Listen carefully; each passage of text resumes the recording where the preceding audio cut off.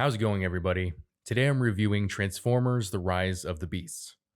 And as someone who saw an early screening of The Flash, I gotta say, I think this movie was a lot better. If you thought dinosaurs and dragons in the Transformers franchise were crazy, wait until you see the end of this movie. And no, I'm not talking about the Maximals. If you've already seen the movie, then you know what I'm talking about.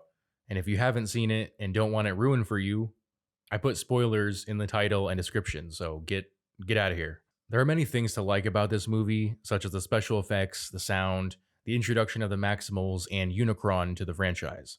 I do have some complaints, but overall is really fun to watch.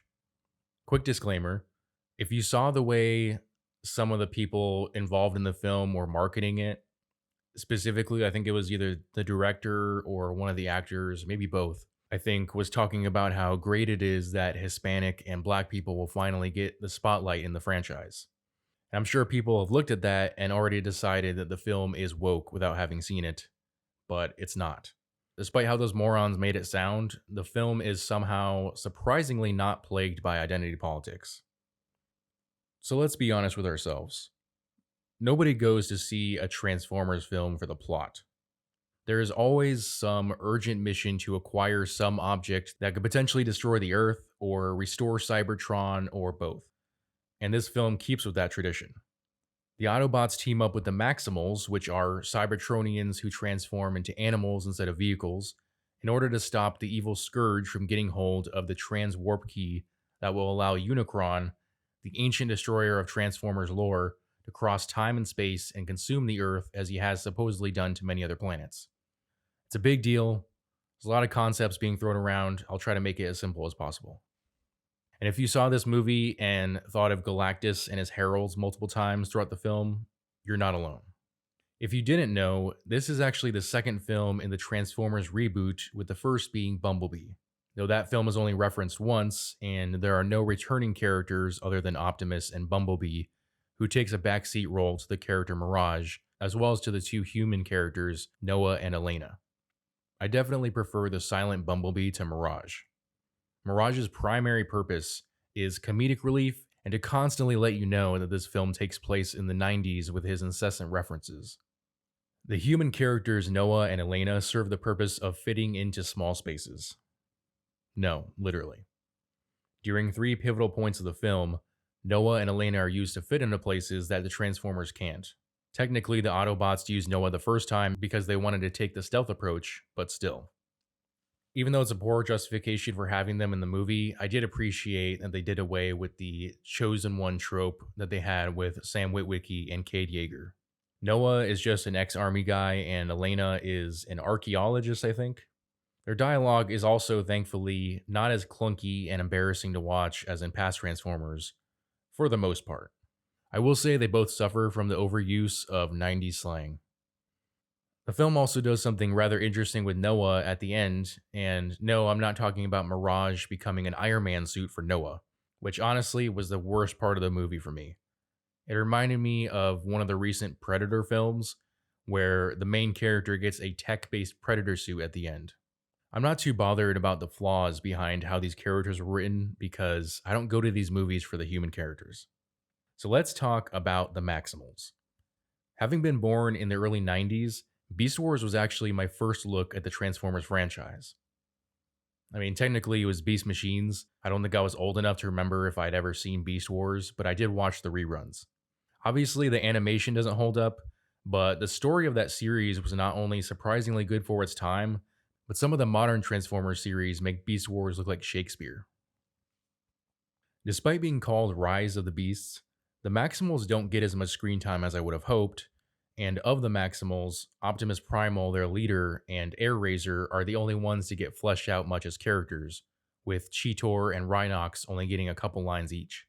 Actually, I'm not sure that Rhinox got any lines. I think he just roared a few times, which is silly. If you watch Beast Wars, then you remember Rhinox was the medic slash philosopher of the group, and in this film, they just turned him into the muscle.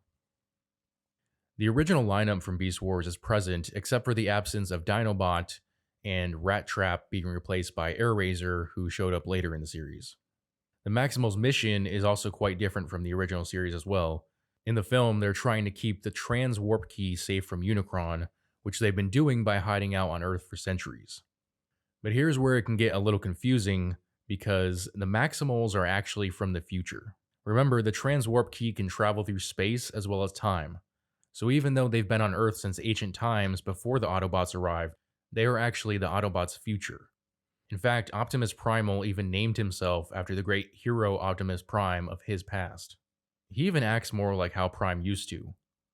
You know, the honorable warrior who gives inspiring speeches about freedom and humanity. And this leads to probably my biggest complaint about the film, and that's the portrayal of the Autobots. This is a reboot, so they want to do things a little differently, but you don't change Optimus Prime. Now, this change isn't entirely new. If you've been watching the franchise since the beginning, you probably noticed that Optimus started getting a lot meaner around the end of the third film. He used to try and prevent conflict, but now he happily kills any enemy who gets in his way.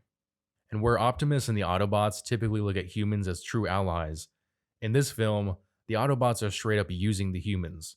Optimus is even willing to bring the pieces of the transwarp key together in the hopes of saving Cybertron, despite knowing that it could lead to the destruction of Earth, which is the exact thing that he fought against in the third movie. This Optimus is definitely more hardcore, more selfish, and overall not a great leader, which is in stark contrast to Optimus Primal, who even mentions that Optimus wasn't the leader he thought he was. Other than Optimus and Mirage, who we've already talked about, the Autobot roster is filled out with Bumblebee, who is killed halfway through the film, but revived at the end by a previously dormant energon source that's conveniently activated by the presence of Unicron. RC is the token female of the group, and by that I mean she barely has any lines or does anything significant. The credits call this guy Wheeljack. Now, I don't know who the fuck that's supposed to be, but it sure as hell isn't Wheeljack. And oh look, he has glasses on for some reason. I wonder if that means he's smart. Sure, Wheeljack has typically been portrayed as a scientist since all the way back in G1, but he wasn't an ineffectual nerd. And lastly, there's Stratosphere, a large veteran Autobot that transforms into a cargo plane. Unfortunately, the villains get the short end of the stick. Obviously, it was cool to see Unicron. They teased him at the end of The Last Night, but I honestly didn't think we'd ever see him in live action. It only took him 7 films to show up in the franchise, but he's here, and although his plan was thwarted in this film, he's still alive somewhere in the universe. I think we're likely to get a live-action version of the Unicron trilogy, which will be cool. It means we could see Megatron return, we could see Galvatron, maybe even Primus, the god and creator of Cybertron, and Unicron's opposite, who is name-dropped a couple of times. Hell, they might even play with the Transformers multiverse. The main enemy that the Autobots and Maximals fight is Scourge, who, just like in G1 continuity, is a servant of Unicron, though he's a Terrorcon in the film instead of a Decepticon. Again, I know I'm throwing around a lot of terms. The Terrorcons in Transformers, depending on what continuity you're looking at, are just a subset of Decepticons. Scourge is definitely a formidable villain physically, but in terms of personality and motivation, he's very one-dimensional. He's basically just a puppet of Unicron. There are 2 other individuals among the Terrorcons, but they weren't unique enough for me to even remember their names. And the bulk of the army is made up of Terrorcon drones. I was pretty disappointed that the Predacons didn't show up. Maybe the studio thought that it would be too confusing for there to be another character with the name Megatron. I suppose there's a chance that they could do a prequel that shows the Predacons fighting the Maximals in Earth's past. The prologue, as well as a scene at the end, showed us Scorponok, who is a Predacon, but there were multiple versions of him. There was also a second gorilla named Ape Link, who led the Maximals before Optimus Primal. And that's a creative choice that I don't really care for. I think that the Maximals and Predacons, just like all the other Transformers, should be unique. There shouldn't be a whole gorilla subspecies of Cybertronian.